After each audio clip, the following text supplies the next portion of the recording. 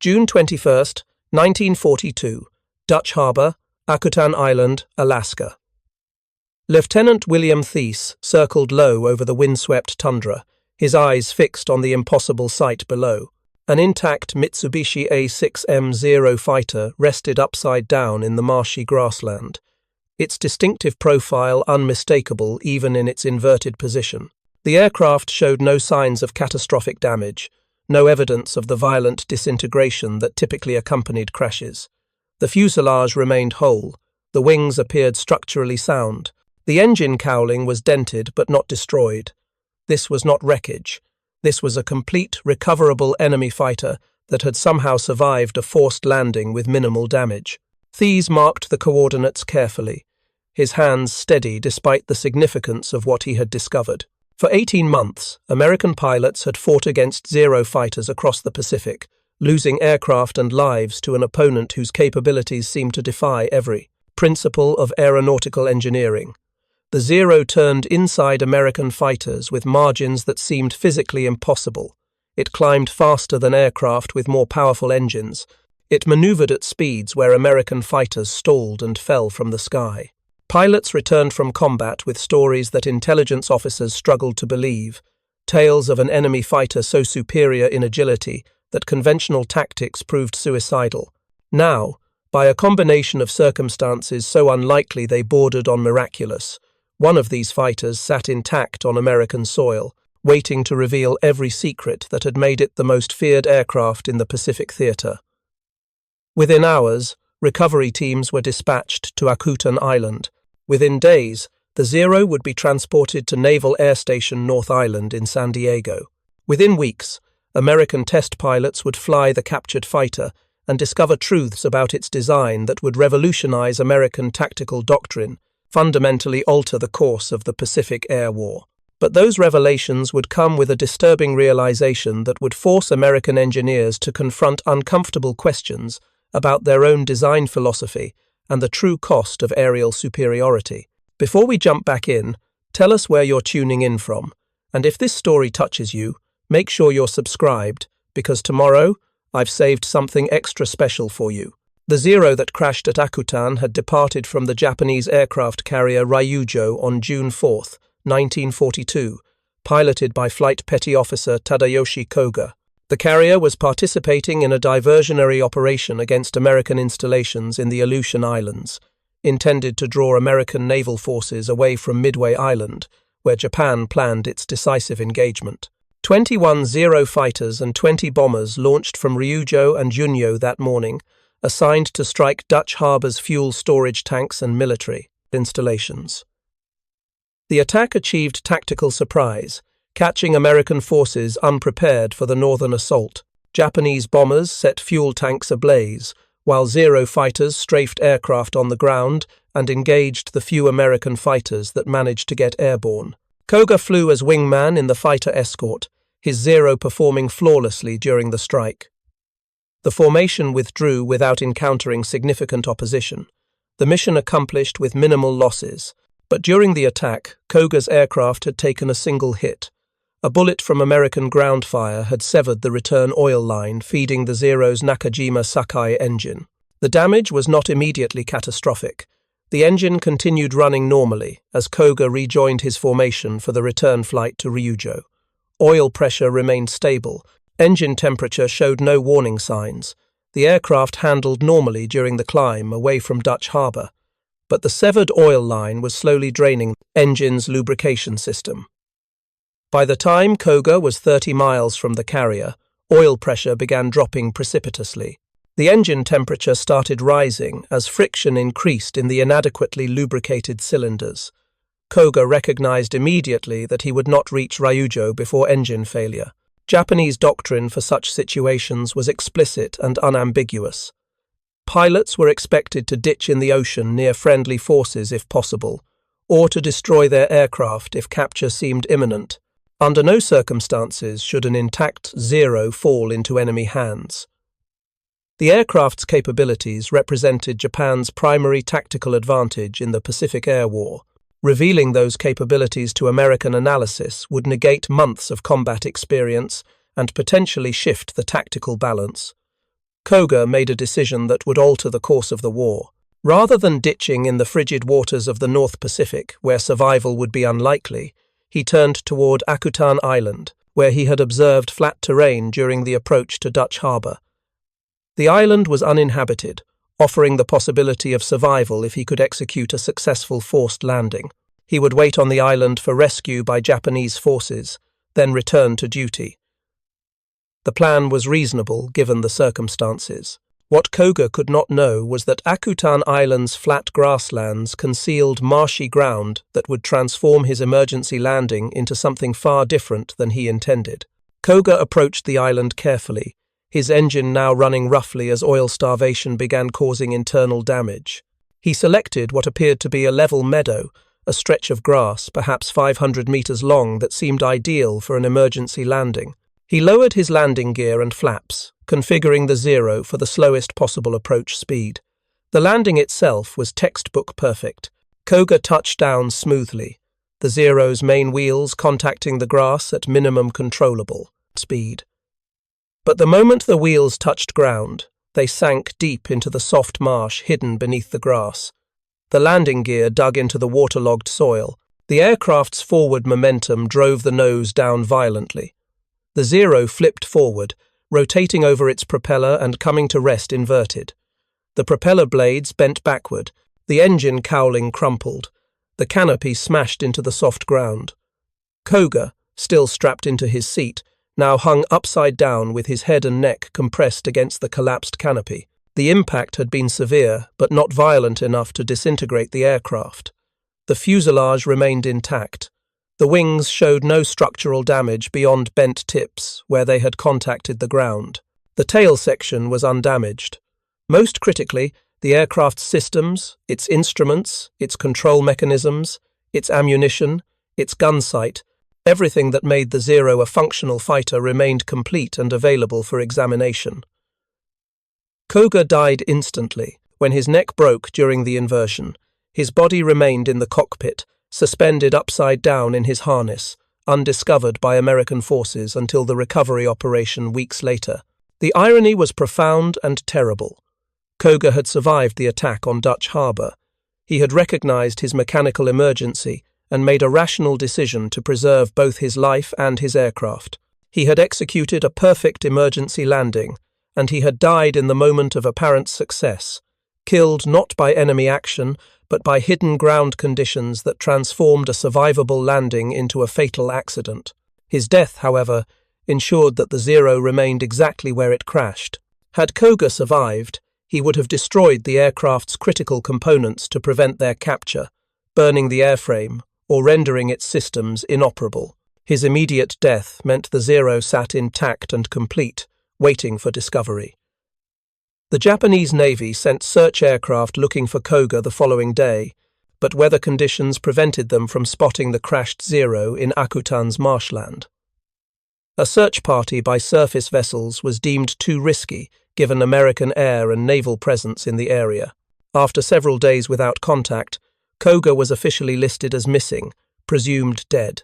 No one in the Japanese Navy imagined that his Zero sat intact on American territory, about to provide the United States with intelligence that would prove more valuable than several aircraft carriers. The Zero's recovery from Akutan required extraordinary effort. The aircraft rested in remote marshland, accessible only by amphibious vessels or float planes.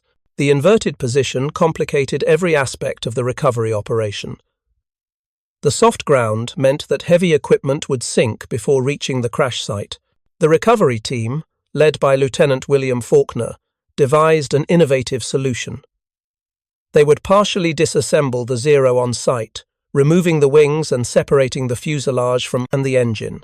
Each component would be transported separately to the beach, where they would be loaded onto vessels for transport to Dutch Harbour, then transferred to ships bound for the continental United States.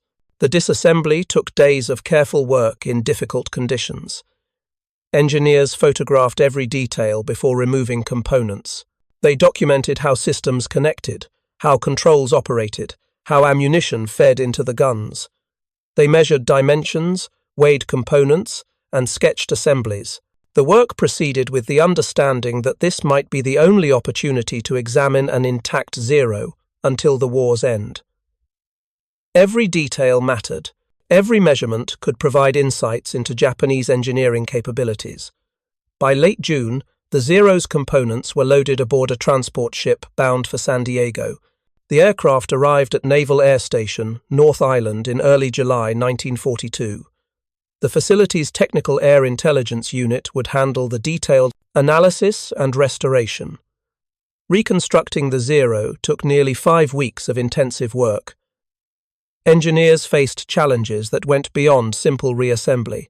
The propeller was destroyed and had to be replaced with a similar Japanese unit recovered from another crash. The engine had suffered damage from oil starvation and required extensive internal work. The landing gear had bent during the crash and needed straightening. Control cables had to be reconnected. Hydraulic lines required repairs. The instrument panel needed remounting after being crushed during the inversion. But by mid-August, the Zero, designated airframe number 5718 in American records, sat on North Island's ramp, externally complete and ready for ground testing. The aircraft bore Japanese markings exactly as Koga had flown it, the rising sun emblems clearly visible on wings and fuselage. American ground crews performed engine runs, testing systems, and verifying that all controls operated properly. The Nakajima Sakai 14-cylinder radial engine, repaired but not modified, produced its rated 940 horsepower. The propeller, though not original to this specific aircraft, matched the correct specifications. The hydraulic systems functioned normally. Control surfaces responded correctly to cockpit inputs. On September 20th, 1942, Lieutenant Commander Edward Sanders climbed into the Zero's cockpit for the first test flight. Preparing and narrating this story took us a lot of time, so if you are enjoying it, subscribe to our channel, it means a lot to us. Now, back to the story. Sanders was among the Navy's most experienced test pilots, a veteran of hundreds of flight tests on both American and foreign aircraft. He had flown German, Italian, and British fighters captured or acquired through various means. He understood aircraft handling characteristics with a precision that came from years of analytical flying. His mission was not simply to fly the Zero, but to document its performance envelope with scientific rigor. Sanders' pre-flight inspection revealed immediate differences from American fighters. The cockpit was smaller than American designs, clearly optimized for smaller Japanese pilots. The instruments were labeled in Japanese, but their functions were identifiable through standard aviation symbology. The control stick was conventional in placement, but lighter in construction than American equivalents. The rudder pedals were closer together than Sanders preferred. The seat offered minimal padding and no armor backing. The canopy, once closed, provided excellent visibility in all directions, far superior to American fighters of that period. Sanders started the engine using procedures developed during ground testing. The Sakai engine caught immediately, settling into a smooth idle that belied its radial configuration. He advanced the throttle gradually, checking engine instruments as power increased. Oil pressure remained stable. Cylinder head temperature stayed within normal ranges. The engine responded crisply to throttle inputs without hesitation or roughness. He taxied to the runway, testing brakes and steering. The Zero's tailwheel configuration required careful attention during ground handling, but the aircraft responded predictably to rudder and brake inputs. At the runway threshold, Sanders performed final checks, then advanced the throttle to takeoff power. The Zero accelerated briskly, the tail rising almost immediately as airspeed increased. At approximately 55 knots, Sanders applied back pressure to the control stick. The Zero lifted cleanly from the runway with minimal control input, climbing away at an angle that immediately impressed the observers watching from the ground. What happened next would fundamentally alter American understanding of aerial combat in the Pacific theater. Sanders initiated a gentle climbing turn to the left, standard procedure for initial test flights in unfamiliar aircraft. The Zero responded with a speed and precision that caught him completely unprepared. The aircraft rolled into the turn with almost no control input. the ailerons responding with sensitivity that seemed impossible for an aircraft of this size and configuration. Sanders immediately checked the roll, afraid he might exceed safe bank angles. But the Zero stopped rolling as instantly as it had started, responding to control inputs with a crispness that he had never experienced in any fighter. He climbed to 5,000 feet and began systematic testing of the Zero's handling characteristics at various airspeeds. At cruise speed, the aircraft demonstrated light, responsive controls that required minimal force. At higher speeds, the controls remained effective without becoming excessively heavy. At low speeds approaching stall, the Zero maintained full control authority long after American fighters would have become mushy and unresponsive. Sanders pulled the Zero into a loop, a basic aerobatic maneuver that tests an aircraft's energy retention and control response. The Zero climbed vertically with ease, maintaining perfect tracking over the top of the loop, then diving back to the entry altitude without any tendency to fall off on one wing or lose control. He rolled the aircraft through a series of aileron rolls, and the Zero spun around its longitudinal axis with a rate that seemed physically impossible. Sanders then performed the test that would prove most revelatory. He pulled the Zero into a hard turn, loading the aircraft to what he estimated was 4 or 5 times the force of gravity. The turn rate was extraordinary. The Zero pivoted around a turning radius that seemed impossibly tight for an aircraft with a 20-meter wingspan. He held the turn for a complete 360-degree rotation, expecting the aircraft to bleed energy and require significant altitude loss to maintain the turn rate.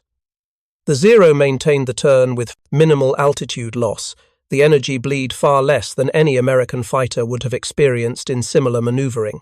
Sanders pushed the turn harder, increasing bank angle and back pressure on the stick, loading the aircraft to what he estimated was approaching 6 times normal gravity.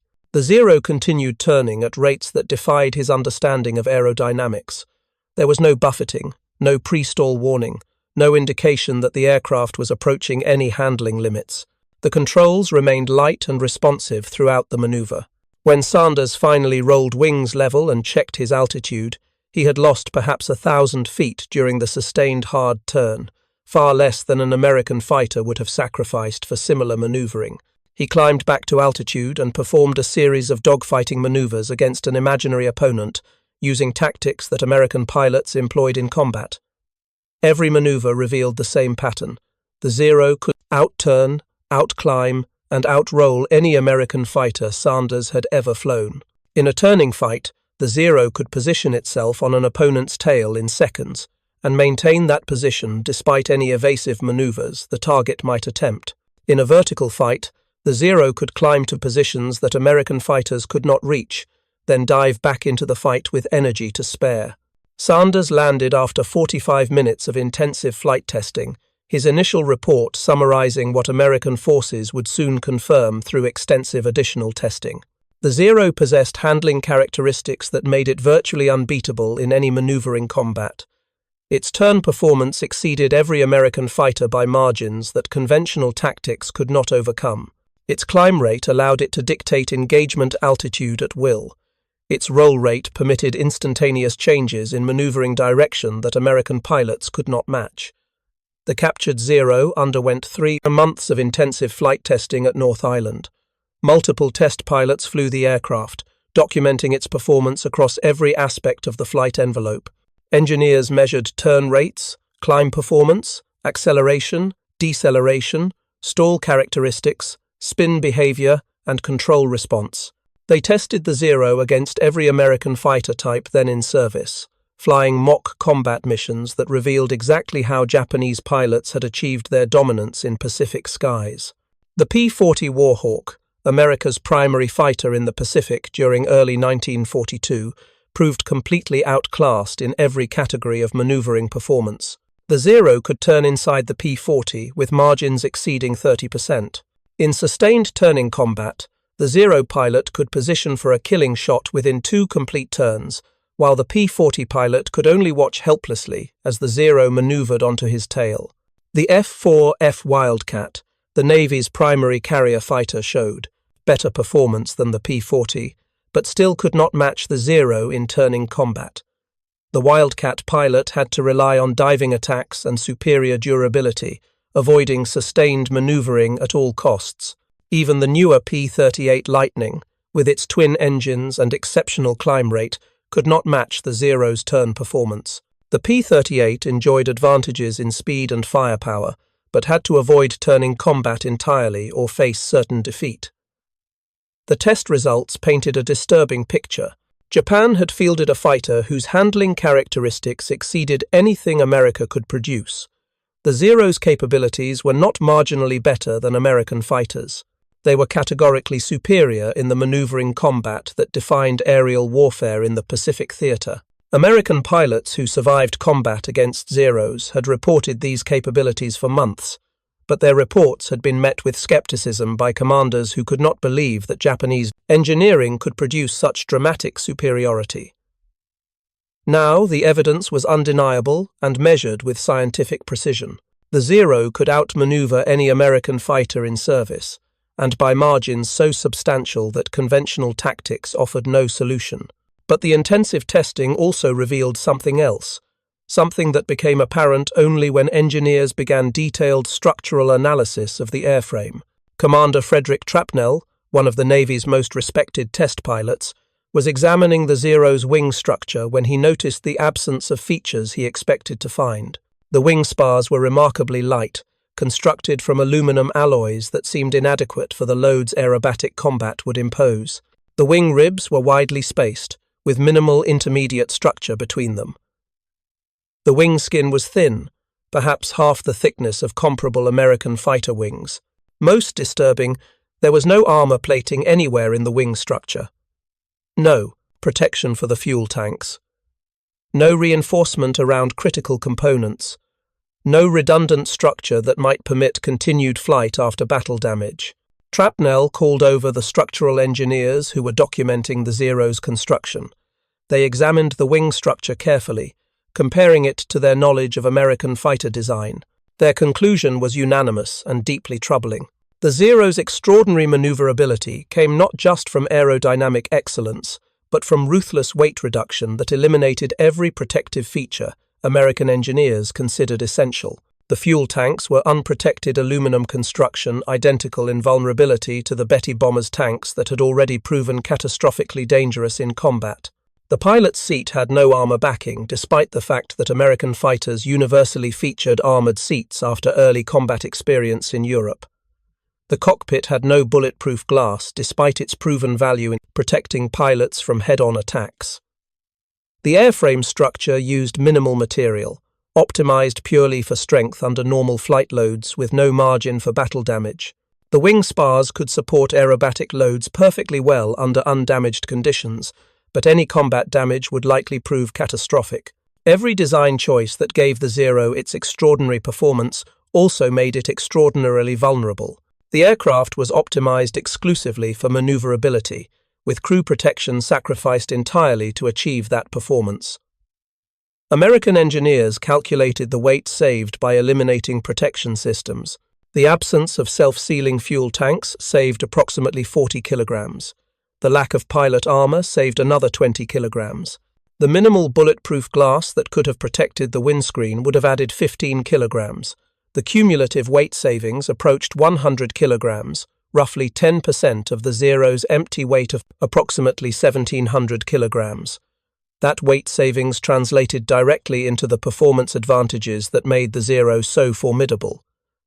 Lighter weight meant better acceleration, better climb rate, tighter turning radius, higher roll rate. Every performance parameter benefited from the reduced weight that came from eliminating protection, but the cost was equally calculable. Combat reports from across the Pacific showed that Zeros, when hit, burned as readily as Betty bombers. A few rounds striking the unprotected fuel tanks would ignite the aircraft almost instantly. Hits to the engine, lacking any armored cowling, would disable the power plant immediately. Hits to the pilot, with no protective armor, were almost universally fatal. The Zero pilot had no margin for error, no protection if attacked successfully, no way to survive damage that American pilots routinely survived thanks to their aircraft's protective features. Trapnell stood beside the disassembled Zero wing, looking at the thin aluminum construction that held thousands of litres of fuel with no protection whatsoever. He had just flown this aircraft through aerobatic manoeuvres that demonstrated capabilities exceeding any fighter he had ever tested. He had experienced the Zero's extraordinary responsiveness, its phenomenal turn rate, its ability to maneuver in ways that seemed to defy physics. And now he understood exactly how Japanese engineers had achieved those capabilities.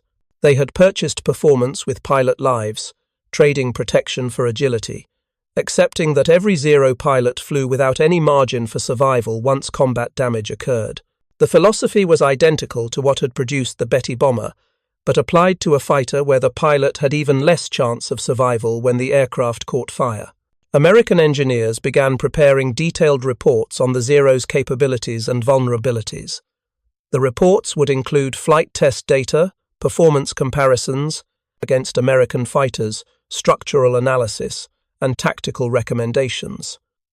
But beneath the technical data lay a more fundamental revelation about Japanese military culture and design philosophy. The Zero represented a calculated decision to maximize combat effectiveness by accepting crew casualties that American forces considered unacceptable.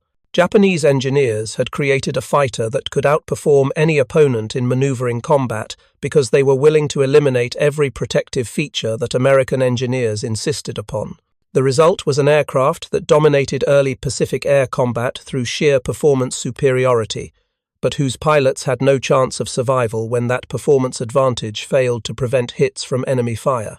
American test pilots who flew the captured Zero uniformly praised its handling qualities while expressing deep discomfort with its complete lack of protection.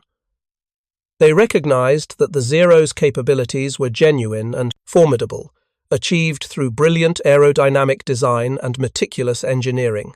But they also recognized that flying the Zero in combat meant accepting death as the inevitable result of any hit, no matter how minor. The captured Zero would remain at North Island for months, serving as a training aid for American pilots rotating through the facility. Hundreds of pilots would sit in the cockpit, studying the controls and instruments, learning the aircraft's characteristics and limitations. They would watch demonstration flights that showed exactly how the Zero maneuvered, exactly what capabilities it possessed, exactly where American fighters could and could not compete. More importantly, they would learn the Zero's vulnerabilities, the tactical approaches that could defeat its maneuverability advantage, and the methods for exploiting the protection that American fighters possessed, but Zeros lacked. The tactical revolution that followed the Zero's capture would reshape American fighter doctrine more profoundly than any development since the introduction of machine guns to aerial combat.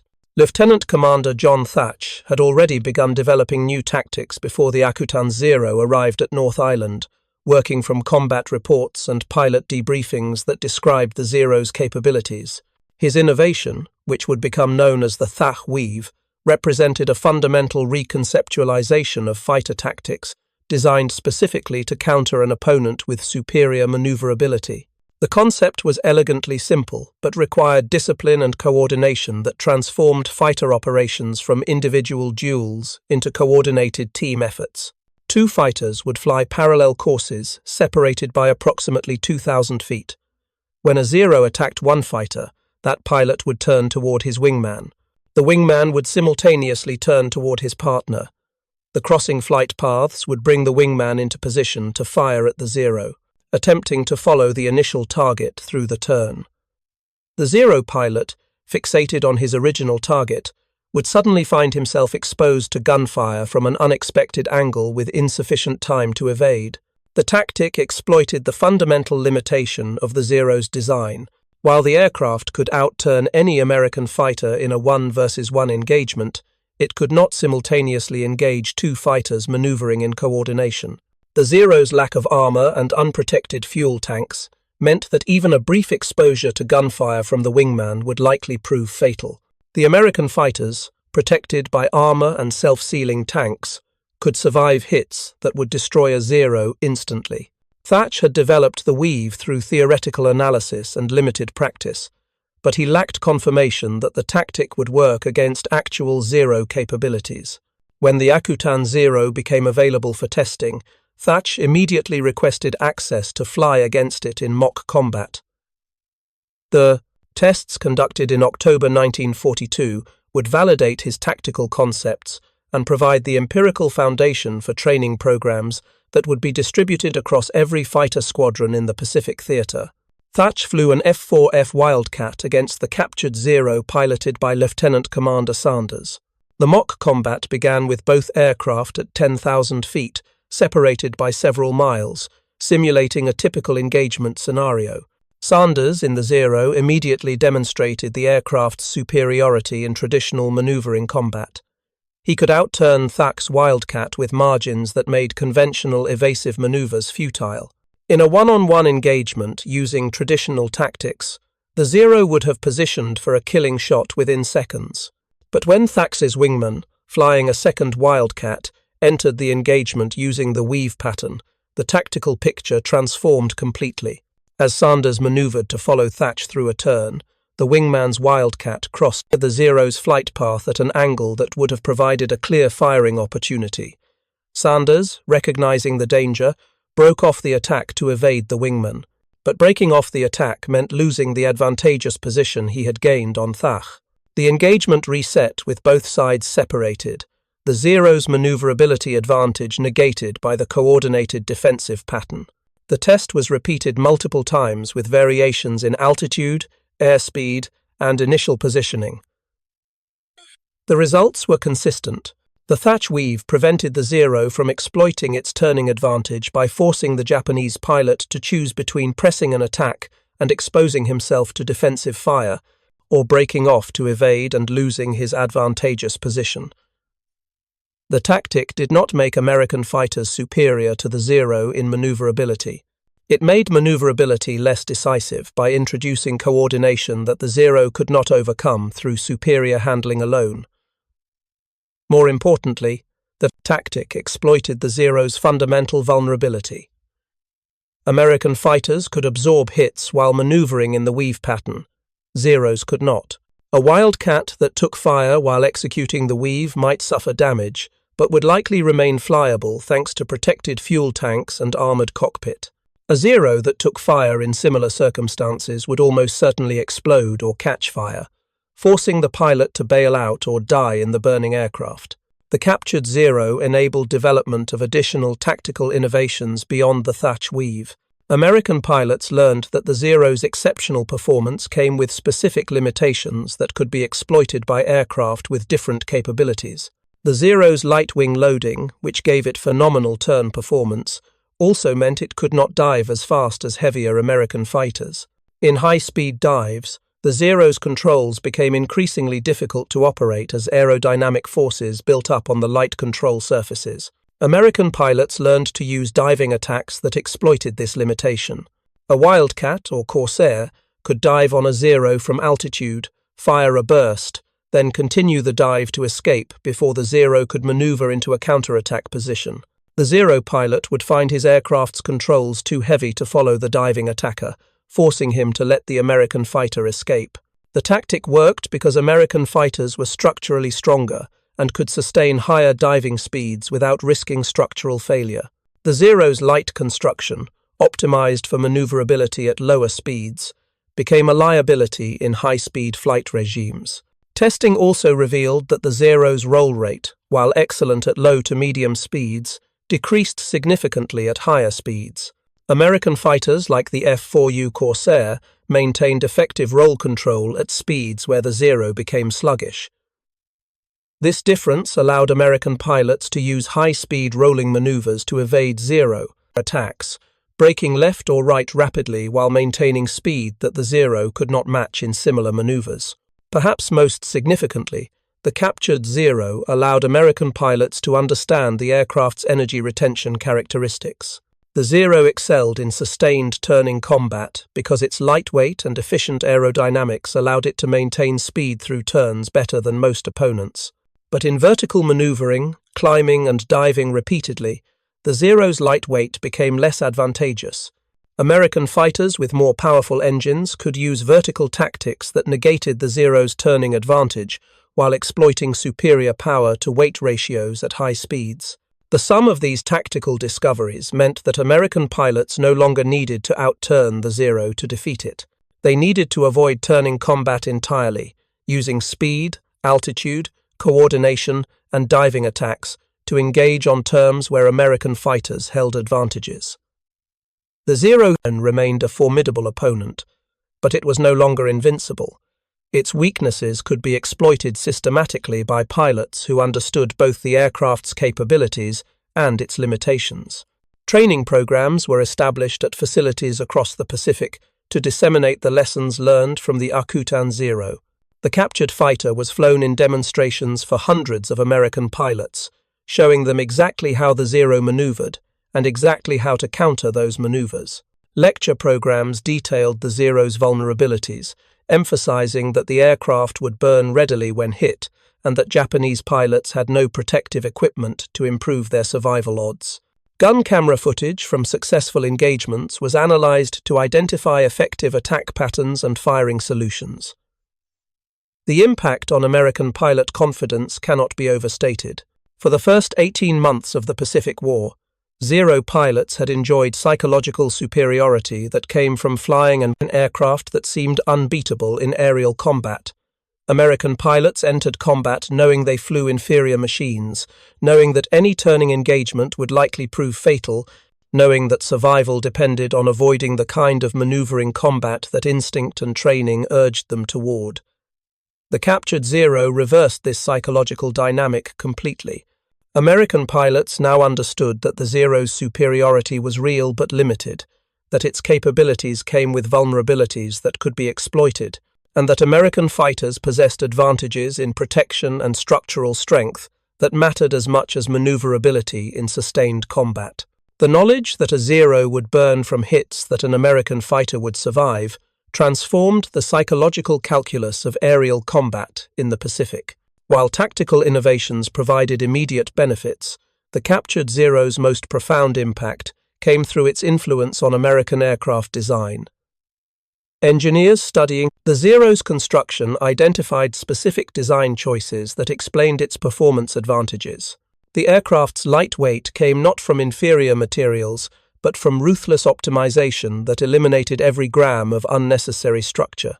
The Zero's wings used a unique spar design that achieved remarkable strength with minimal weight. The spars were constructed as a single, continuous structure, running from wingtip to wingtip through the fuselage, eliminating joints and connections that would have added weight. The spar depth varied along the wingspan, thickest at the fuselage attachment point where bending loads were highest, tapering toward the wingtips where loads decreased. This variable depth design saved weight compared to constant section spars while maintaining adequate strength throughout the structure. The wing ribs were spaced more widely than in American designs, but were engineered with precise load paths that carried forces efficiently from the wing skin to the provis spars. The skin itself was quite thin, but was carefully supported by the rib structure to prevent buckling under aerodynamic loads. The entire wing structure represented a masterpiece of weight optimization, achieving the strength necessary for aerobatic combat while using perhaps 30% less material than equivalent American wing structures. American engineers recognized that Japanese structural design represented sophisticated engineering that matched or exceeded American capabilities in specific areas. The Zero was not a primitive aircraft built by an inferior industrial base. It was an advanced fighter designed by highly competent engineers, working within constraints that differed from American constraints. The difference lay not in engineering capability, but in the priorities that guided design decisions. American designers studied the Zero's structural efficiency while maintaining their commitment to crew protection. The question became whether American fighters could incorporate Japanese weight-saving techniques while retaining the armor and protected fuel systems that American doctrine demanded. The answer would come through aircraft like the F-6F Hellcat, which entered service in 1943. The Hellcat represented a direct response to lessons learned from the captured Zero. The aircraft featured structural design influenced by Japanese weight optimization techniques but retained comprehensive crew protection. Self-sealing fuel tanks were standard throughout production. The pilot's seat included armor plating that would stop rifle-caliber rounds from behind. The windscreen incorporated bulletproof glass. Critical components were protected or redundant to permit continued flight after battle damage. But the Hellcat also incorporated design features that improved performance through weight efficiency, rather than simply accepting weight penalties for protection. The wing structure used improved manufacturing techniques that reduced weight, but without sacrificing strength. The fuselage was designed with careful attention to structural efficiency, eliminating excess material while maintaining integrity. The result was a fighter that weighed significantly more than the Zero, but achieved competitive performance through superior engine power and refined aerodynamics. The Hellcat could not match the Zero's turn rate, but it could dive faster, roll more effectively at high speeds, and survive battle damage that would destroy a Zero instantly. Combat results validated the design philosophy. Hellcat pilots achieved kill ratios exceeding 19-1 against Zero fighters throughout the Pacific War. The Hellcat's combination of adequate performance and superior survivability proved more effective than the Zero's superior maneuverability purchased at the cost of pilot protection. American pilots flying Hellcats could make mistakes and survive. They could take hits and return to base. They could bail out of damaged aircraft and return to combat after rescue. Zero pilots enjoyed no such margins. A single mistake, a single hit to unprotected fuel tanks, a single moment of vulnerability meant death with near certainty. The philosophical divide between American and Japanese design approaches became even more apparent as the war progressed and loss statistics accumulated. By 1943, American intelligence had compiled comprehensive data on Zero losses and pilot casualties. The numbers told a stark story of the cost Japan paid for the Zero's performance advantages. Zero fighters were lost in combat at rates that exceeded replacement capacity despite Japan's substantial fighter production. More critically, experienced Japanese pilots were dying at rates that could not be sustained. Unlike American pilots who might survive multiple combat losses thanks to protected aircraft and effective rescue operations, Japanese pilots rarely survived when their Zeros were hit. The unprotected fuel tanks meant that battle damage almost invariably resulted in fire. The lack of armor meant that pilot wounds were frequently fatal. The absence of effective rescue operations in many combat zones meant that pilots who successfully bailed out often died before recovery. The cumulative effect was devastation of Japan's experienced pilot cadre by mid-war. The Zero pilots who had dominated early Pacific combat, men with hundreds of hours of training and combat experience, were systematically killed in numbers that Japan's training pipeline could not replace. By 1944, the average Japanese Zero pilot had far less training and experience than his American opponent, reversing the advantage Japan had enjoyed in 1941 and 1942. American intelligence officers studying Japanese pilot quality noted the dramatic decline with each passing month.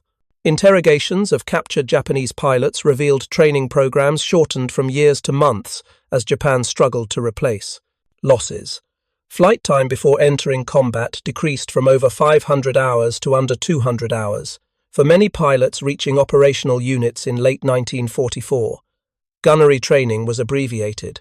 Tactical instruction was reduced. The pilot shortage became so acute that Japan began employing kamikaze tactics, using minimally trained pilots in suicide attacks that required no expectation of survival or return.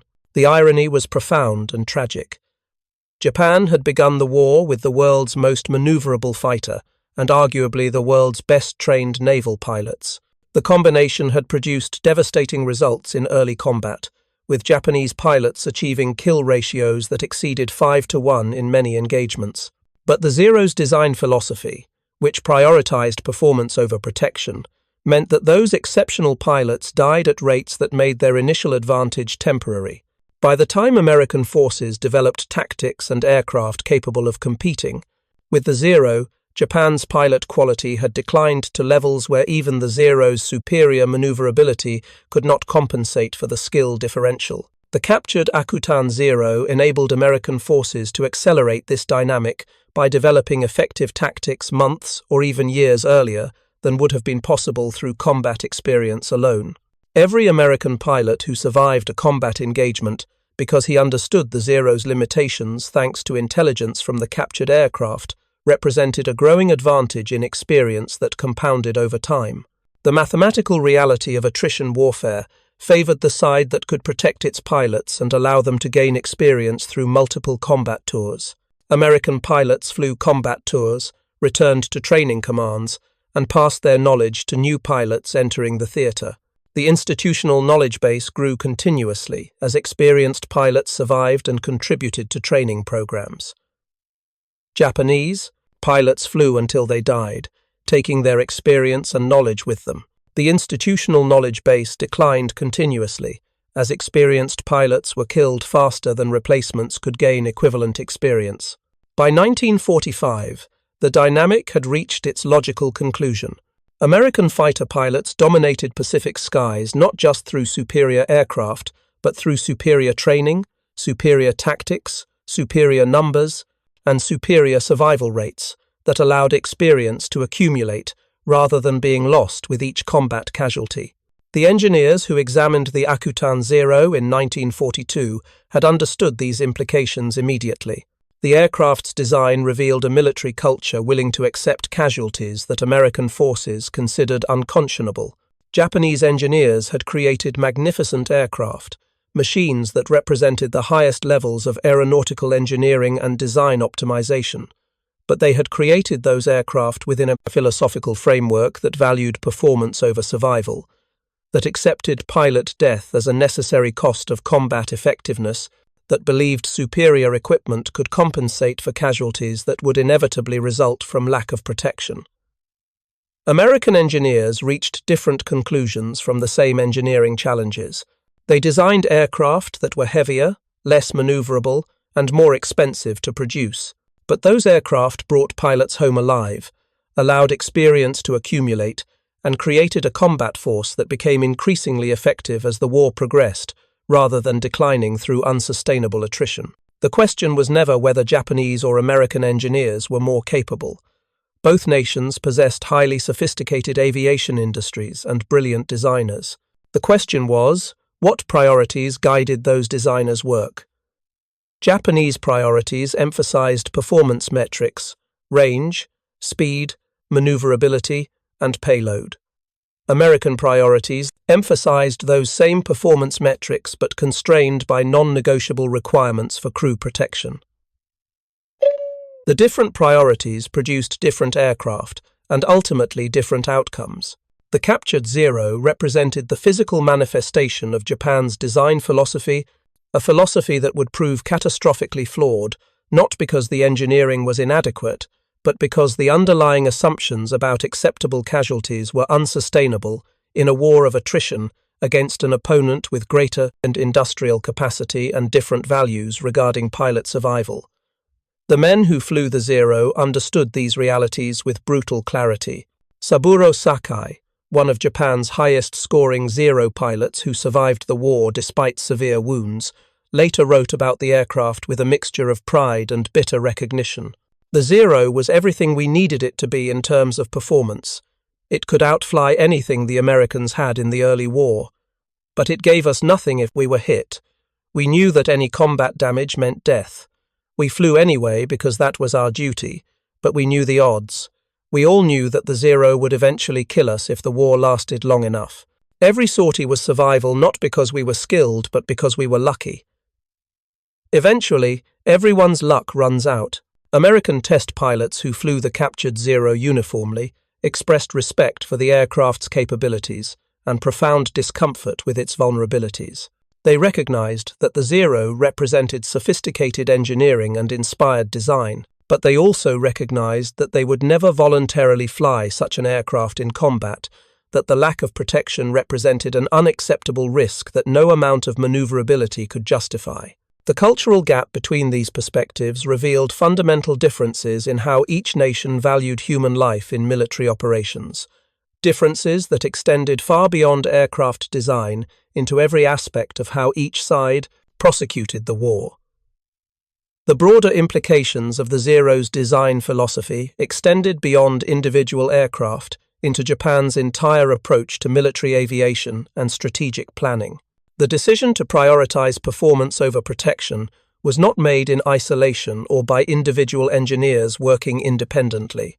It reflected institutional decisions made at the highest levels of Japanese military leadership, decisions rooted in assumptions about the nature of future warfare that would prove fundamentally incorrect.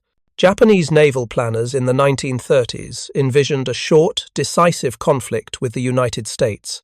War games and strategic planning exercises consistently predicted that any Pacific War would be resolved within the first year through a series of major naval engagements. Japan would achieve initial victories through superior training and equipment, destroy American naval power in decisive battles, and force a negotiated peace before American industrial capacity could generate overwhelming force. This strategic vision shaped every aspect of Japanese military procurement and doctrine. Aircraft were designed for maximum effectiveness in the initial phase of conflict, when surprise and superior capabilities would provide decisive advantages. Long-term sustainability was secondary to immediate combat effectiveness. Pilot training programs emphasized quality over quantity, producing small numbers of superbly trained aviators rather than large numbers of adequately trained pilots. The approach made perfect sense within the framework of a short war decided by initial engagements. The Zero's design reflected these assumptions completely. An aircraft optimized for maximum performance in the first year of combat, when Japan would face limited opposition and when superior maneuverability would provide decisive tactical advantages. The lack of protection was acceptable because Japanese planners expected the war to end before attrition became a faux pas. Determining factor.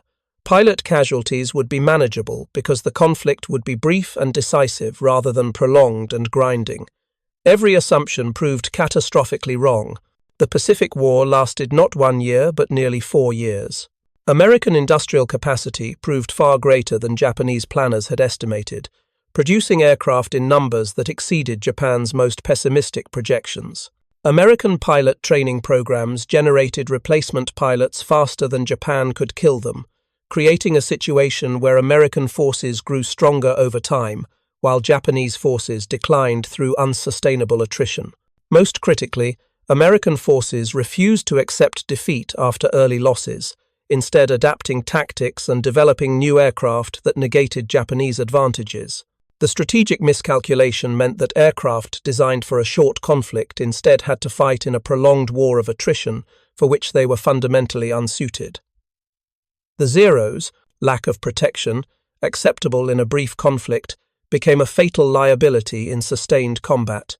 The emphasis on performance over survivability, rational for initial engagements, proved disastrous when the war continued year after year, with mounting pilot casualties that could not be replaced. The captured Akutan Zero provided American intelligence with insights not just into Japanese aircraft design, but into the strategic assumptions that had guided that design. American analysts recognized that the Zero's vulnerabilities were not oversights, but deliberate choices reflecting a particular vision of how the Pacific War would unfold. Understanding those assumptions allowed American planners to exploit them systematically. If Japan had designed aircraft for a short war, America would ensure the war lasted long enough for attrition to become decisive. If Japan had prioritized immediate performance over long-term sustainability, America would prioritize sustainability and accept temporary performance disadvantages. If Japan had created aircraft that killed their own pilots through lack of protection, America would create aircraft that brought pilots home to fight again. The strategic exploitation of these insights manifested in multiple ways beyond tactical adaptation. American aircraft production focused on designs that could be manufactured in massive quantities, even if individual aircraft were less sophisticated than Japanese equivalents. The emphasis was on good enough aircraft produced in overwhelming numbers, rather than perfect aircraft produced in limited quantities. Pilot training programs were expanded to produce far more pilots than immediate needs required, creating a reserve that could sustain heavy casualties while maintaining experienced pilots in combat units. Rescue and recovery operations were prioritized, with submarines, flying boats, and destroyer escorts assigned specifically to recover downed pilots. The investment in rescue capabilities meant that American pilots who were shot down had reasonable chances of survival and return to combat, while Japanese pilots in similar circumstances usually died even if they survived the initial aircraft loss. The cumulative effect of these strategic choices created a situation where American forces became progressively stronger, while Japanese forces declined.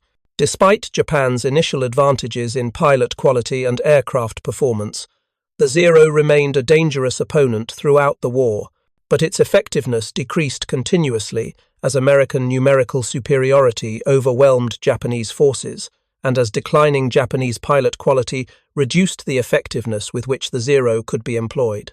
By late 1944, American pilots often faced Zero fighters flown by pilots with minimal training who could not exploit the aircraft's capabilities effectively. The theoretical performance advantages the Zero possessed became irrelevant when flown by pilots who lacked the skill to utilize them. Meanwhile, American pilots flying aircraft like the Hellcat and Corsair enjoyed both numerical superiority and better protection, creating a combination that proved overwhelmingly effective. The kill ratios reflected this reality with stark clarity. In 1942, when experienced Japanese pilots flew Zeros against less experienced American pilots in inferior aircraft, the kill ratios often favored Japan. By 1944, when experienced American pilots in improved aircraft faced inexperienced Japanese pilots in Zeros, the kill ratios shifted dramatically in America's favor. The Hellcat's 19-to-1 kill ratio against the Zero was not primarily a function of superior aircraft performance, but rather the result of better pilots, better tactics, better support, and better survivability that allowed American forces to maintain and build advantages over time. The human cost of Japan's design philosophy became undeniable as the war progressed and casualty statistics accumulated. Exact numbers of Zero pilots killed during the war remain uncertain due to incomplete Japanese records, but estimates suggest that more than 10,000 pilots died flying Zero fighters during the Pacific War. This number represents not just the men killed, but the experience, training, and institutional knowledge lost with each death. A pilot killed in a burning Zero took with him hundreds of hours of training, months or years of combat experience, and tactical knowledge that could have improved the performance of less experienced pilots. The multiplier effect of these losses was devastating. As experienced pilots died, newer pilots entering combat had less effective mentorship. Training programs deteriorated as instructors were pulled into combat roles to fill gaps left by casualties. Tactical doctrine became less sophisticated as the men who had developed and refined it were killed. The institutional capacity of Japanese naval aviation declined continuously, not just through loss of aircraft, but through loss of the human capital that made effective combat operations possible. American forces experienced similar absolute numbers of pilot casualties, but the protected aircraft and effective rescue operations meant that a much higher percentage of American pilots survived combat damage to their aircraft. An American pilot whose Hellcat was hit might survive thanks to protected fuel tanks and armor, bail out successfully, and be recovered by rescue forces to return to combat weeks later.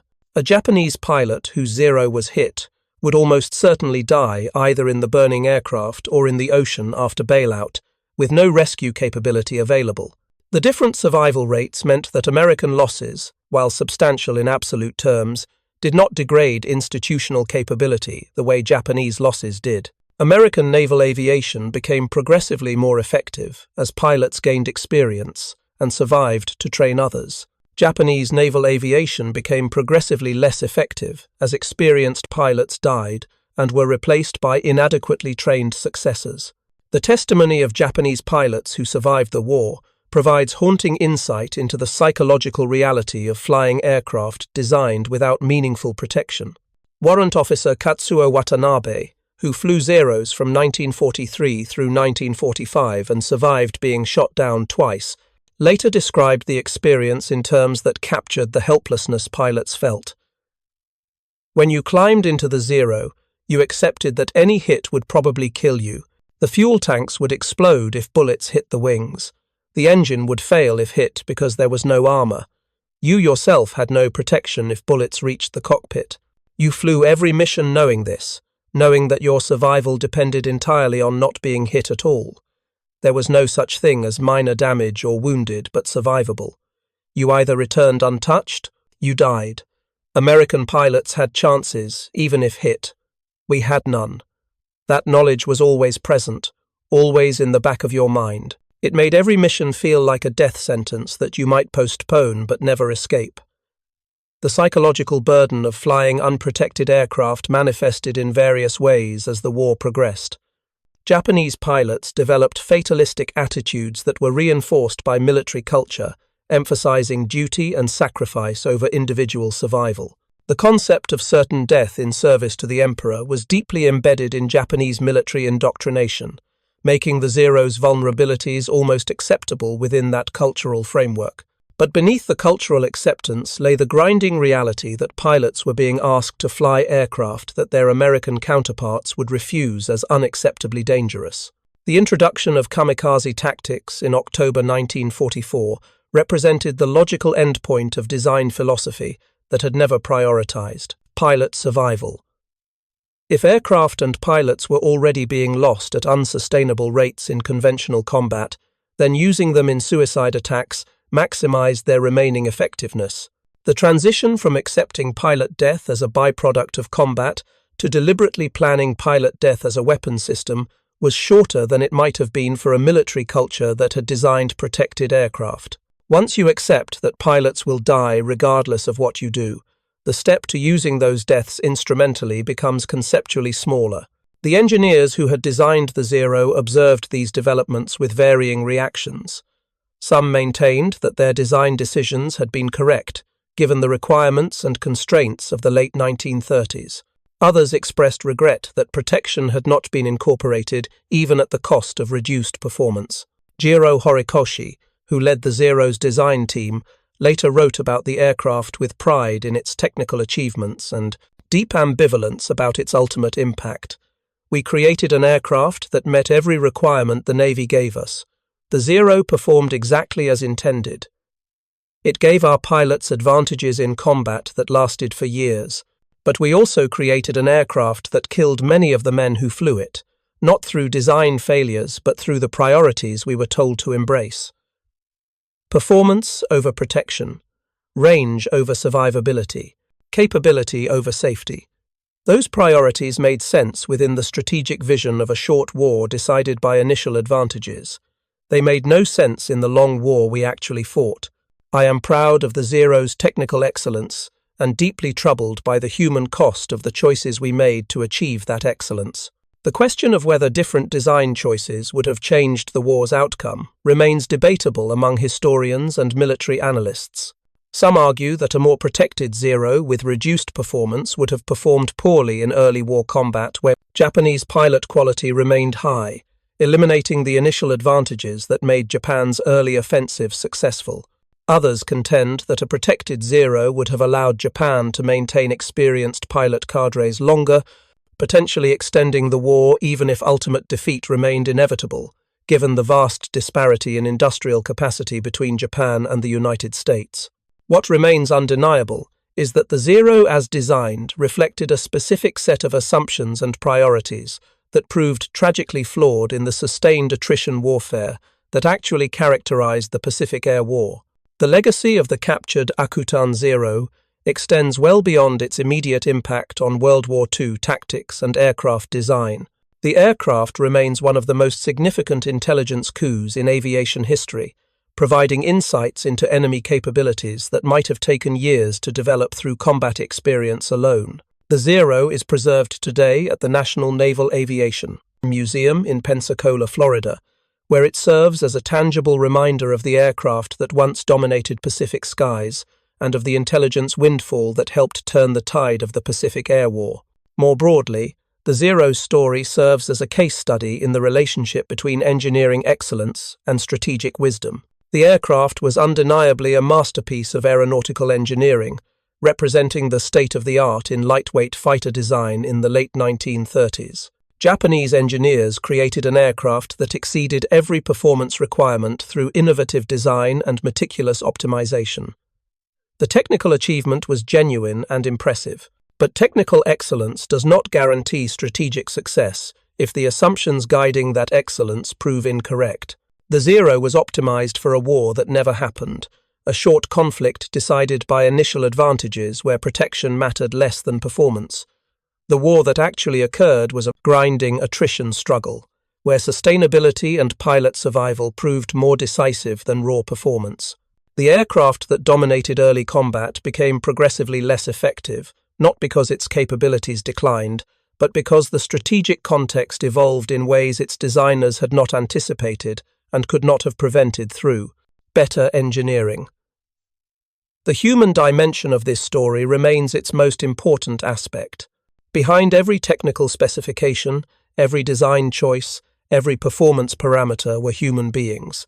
Pilots who climbed into these aircraft, knowing the risks, engineers who designed them within constraints they did not choose, and commanders who made strategic decisions based on assumptions they believed justified. The Zero pilots who died in their thousands were not victims of incompetent engineering but of strategic miscalculations and cultural values that accepted casualties. American forces considered unacceptable. They were trained, skilled, aviators flying sophisticated aircraft into combat under orders they followed with discipline and courage. Their deaths were not meaningless, but they were perhaps avoidable, the result of choices made years before the war began about what mattered most in fighter design. The comparison between American and Japanese approaches to crew protection ultimately reflects different cultural values regarding the worth of individual human lives in military service. American doctrine held that trained personnel represented valuable assets worth protecting even at the cost of reduced aircraft performance. Japanese doctrine held that mission accomplishment justified casualties, and that individual survival was secondary to operational effectiveness. Neither approach was inherently right or wrong in abstract terms, but the different approaches produced dramatically different outcomes when tested in sustained combat. The culture that protected its pilots created a force that grew stronger over time, through accumulated experience. The culture that accepted pilot casualties created a force that declined through unsustainable attrition.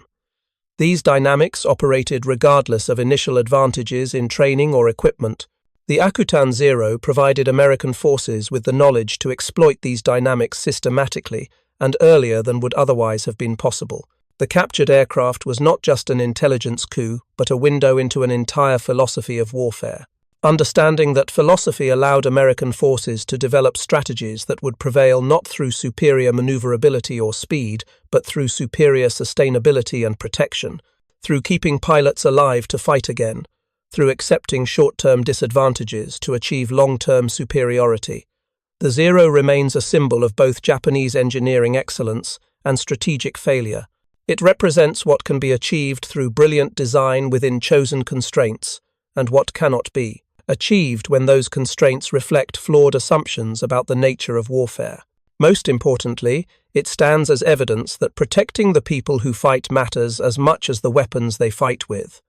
That sustainability outweighs raw performance in sustained conflict, and that cultures which value individual survival over abstract concepts of sacrifice build military forces capable of prevailing in the wars they actually fight rather than the wars they imagine. The pilots who flew the Zero, both Japanese and American in captured examples, understood these lessons with intimate clarity. They knew the aircraft's capabilities were real and formidable. They also knew its vulnerabilities were equally real and fatal. In the end, the side that prioritized keeping its pilots alive prevailed over the side that accepted pilot death as the cost of performance. That lesson echoes through military aviation history long after the last Zero flew in combat, a reminder written in thousands of lives that the most sophisticated weapon is no match for the wisdom to keep your warriors alive to fight tomorrow. Up next, you've got two more standout stories right on your screen. If this one hit the mark, you won't want to pass these up. Just click and check them out.